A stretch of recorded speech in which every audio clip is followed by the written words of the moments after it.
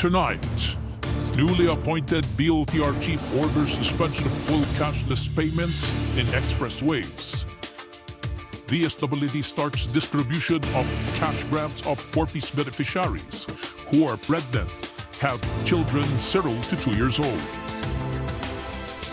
President Ferdinand Marcos Jr. signs the law that postpones the PARMM elections. The Bureau of Customs seizes 44 luxury cars worth 900 million pesos from a car repair shop in Taguig. Joshua Pasio regains his title with a stunning upset against Jared Brox.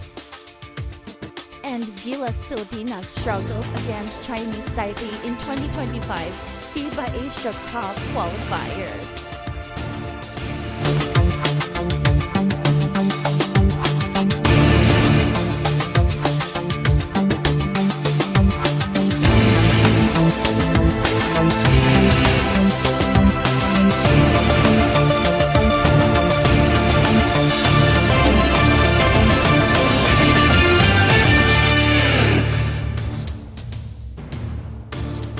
This is Nightcast.